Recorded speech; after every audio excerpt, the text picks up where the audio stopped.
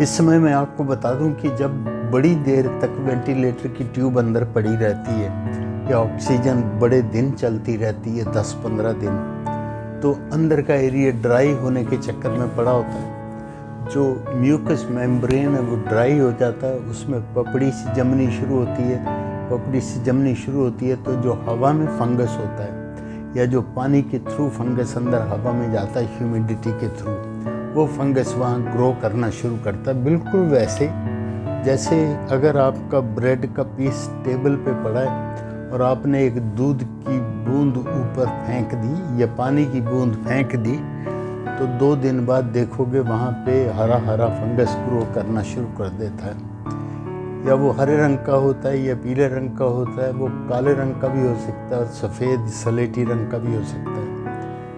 काले रंग का होगा तो उसको ब्लैक फंगस बोलते हैं, हरे रंग का होगा तो ग्रीन फंगस बोल सकते हैं, पीले रंग का होगा तो येलो फंगस बोल सकते हैं। रंग से उसका कोई मतलब नहीं, कहने का मतलब है वो फंगस है। और फंगस नॉर्मली फंगस जो है वो रिसाइकलिंग मशीन है नेचर की।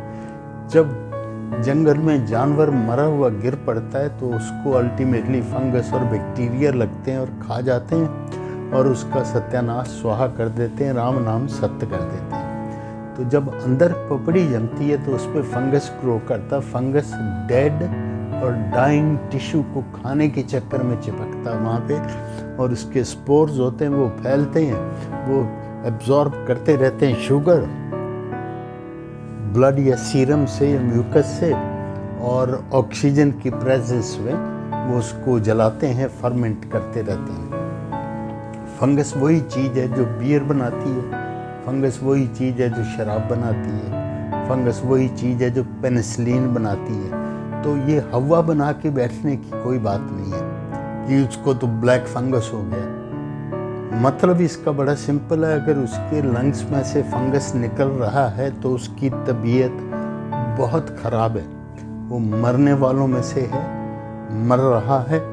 लेकिन उस फंगस को अगर साफ़ कर दिया जाए और ऑक्सीजन पूरी कर दी जाए और स्टीरॉयड कम कर दिए जाएं और उसकी किस्मत अच्छी हो और भगवान से आपकी दोस्ती हो, डॉक्टर से नहीं, भगवान से आपकी दोस्ती हो, उसका बचना लिखा हो, उसकी इम्यूनिटी अच्छी हो, उसको HIV एड्स ना हो, उसको ज़बरदस्त डायबिटीज़ ना हो, उसको कैंसर ना हो, उसको कैंसर की ट्रीटमेंट ना दी जा रही हो, उसको स्टीरॉयड ना दिए जा रहे हों एक्स्ट्रा, यानी कि उसकी इम्यूनिटी ठीक ठाक हो, तो वो ज़िंदा भी हो सकता है।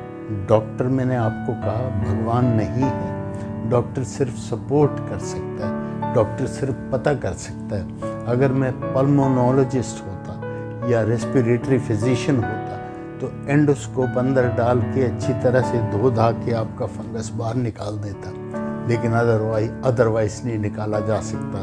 पर अगर आप ये सोचें कि फंगस बाहर निकाला तो आप ठीक हो गए, ऐसी बात नहीं है।